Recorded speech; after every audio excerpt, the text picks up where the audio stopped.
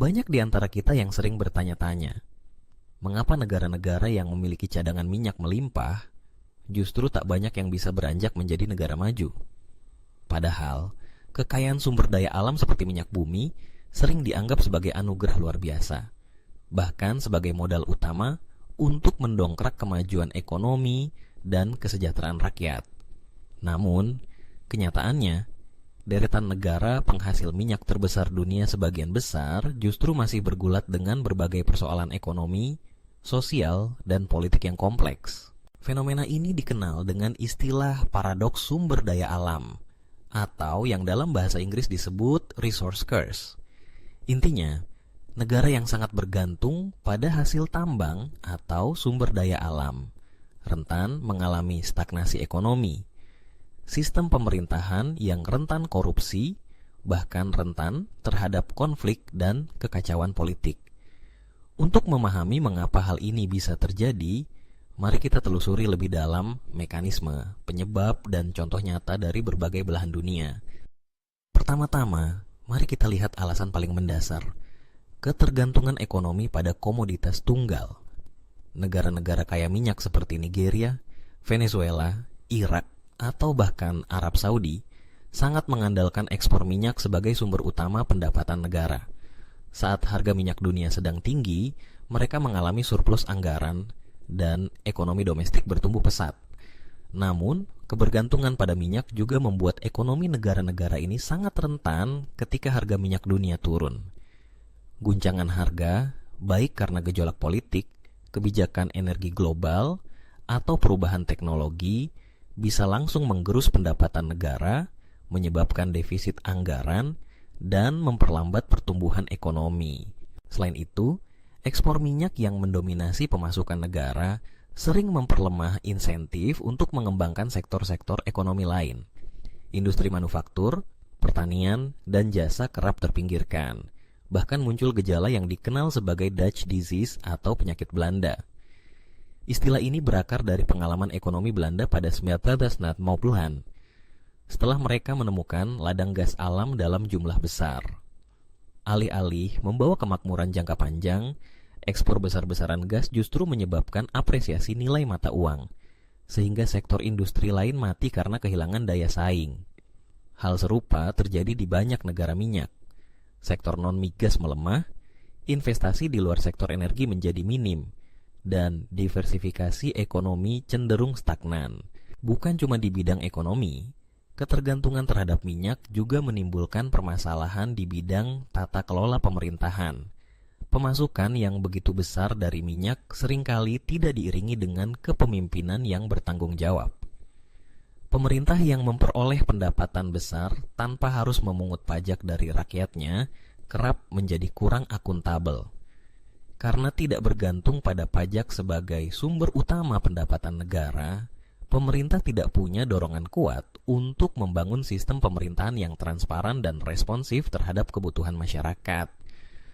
Hal ini membuka ruang yang sangat besar bagi praktik korupsi, kolusi, dan nepotisme di berbagai tingkatan birokrasi. Di banyak negara minyak, elit politik dan ekonomi memperebutkan akses dan kontrol terhadap sumber daya alam. Perebutan kekuasaan ini bahkan bisa berujung pada konflik berdarah, kudeta, atau kerusuhan sosial berkepanjangan. Contoh nyata dapat dilihat dari situasi di Nigeria, Venezuela, dan Libya. Di Venezuela misalnya, minyak bumi menjadi tulang punggung ekonomi. Namun, ketika harga minyak jatuh, negara mengalami krisis multidimensi, mulai dari hiperinflasi, kekurangan barang pokok, hingga migrasi besar-besaran warganya ke luar negeri. Krisis politik dan ekonomi menjadi lingkaran setan yang sulit diputus. Situasi serupa juga melanda Nigeria. Negara ini merupakan eksportir minyak terbesar di Afrika, namun masih menghadapi angka kemiskinan tinggi, konflik bersenjata, dan korupsi akut. Banyak studi menunjukkan bahwa kekayaan hasil minyak justru memperbesar ketimpangan ekonomi dan memperkuat dominasi kelompok-kelompok tertentu yang menguasai akses ke rantai distribusi minyak. Rakyat banyak justru tidak menikmati hasil kekayaan alam yang ada di negerinya. Persoalan berikutnya adalah investasi yang fokus pada sektor jangka pendek. Keuntungan besar dari hasil ekspor minyak kerap menggoda pemerintah untuk menggunakannya sebagai sumber pembiayaan belanja pemerintah, proyek-proyek mercusuar, atau konsumsi masyarakat dalam jangka pendek.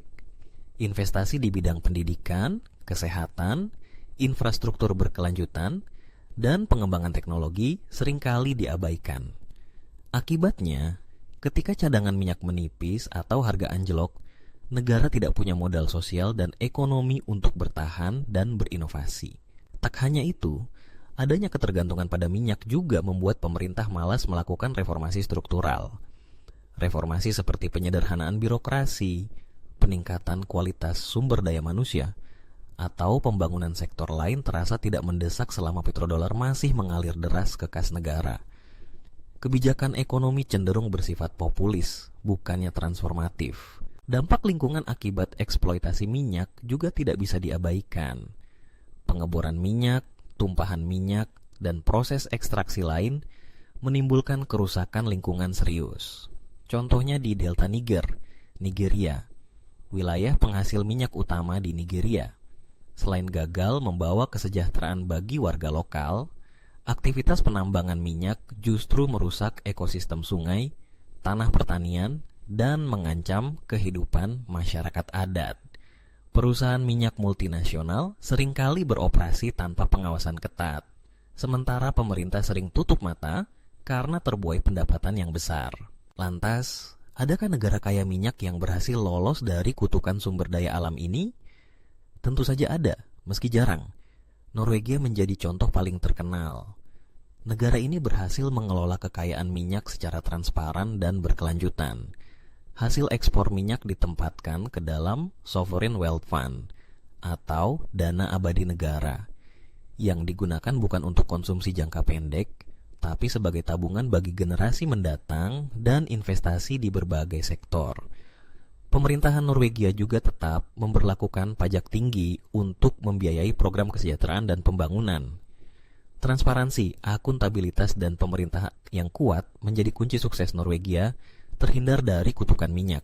Keberhasilan Norwegia tak lepas dari tata kelola yang profesional, sistem hukum yang kuat, tingkat korupsi yang sangat rendah, serta komitmen tinggi terhadap pendidikan dan inovasi. Semua ini menjadi fondasi yang kokoh untuk menjaga pertumbuhan ekonomi yang inklusif dan berkelanjutan, sekaligus memastikan bahwa kekayaan alam benar-benar membawa manfaat bagi seluruh rakyat, bukan hanya kalangan elit. Beberapa negara Timur Tengah seperti Uni Emirat Arab dan Qatar juga menunjukkan kemajuan pesat meski dengan pendekatan yang berbeda. Mereka menginvestasikan pendapatan minyak dalam transformasi ekonomi, membangun pusat keuangan internasional, wisata, logistik, serta meningkatkan kualitas pendidikan dan infrastruktur.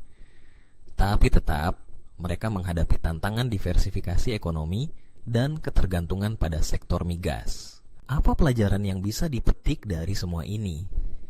Kaya akan sumber daya alam, terutama minyak, memang bisa menjadi anugerah. Namun, tanpa tata kelola yang baik, tanpa sistem pemerintahan yang transparan dan berpihak pada rakyat, kekayaan itu bisa menjadi sumber masalah baru. Negara-negara dengan sumber daya alam melimpah seharusnya belajar dari mereka yang sukses berinvestasi pada manusia melalui pendidikan, kesehatan, dan membangun ekonomi yang lebih beragam dan tahan terhadap gejolak eksternal. Memang, tidak mudah untuk keluar dari kutukan minyak. Tantangan terbesar justru terletak pada perubahan mentalitas dan kebijakan dari para pemimpin, serta partisipasi masyarakat dalam mengawal penggunaan kekayaan alam untuk kepentingan bersama. Tanpa itu, sejarah akan terus berulang. Negara kaya minyak tetap jalan di tempat, sementara potensi kesejahteraan rakyatnya tak pernah sepenuhnya terwujud. Kesimpulannya, menjadi negara kaya minyak bukanlah jaminan pasti untuk menjadi negara maju. Dibutuhkan visi jangka panjang, tata kelola kelembagaan yang kuat, serta kemauan politik dan sosial untuk mengelola kekayaan alam dengan bijaksana. Hanya dengan itu, potensi besar yang terkandung dalam perut bumi benar-benar bisa menjadi pijakan menuju masa depan yang lebih cerah dan berkelanjutan bagi seluruh rakyat.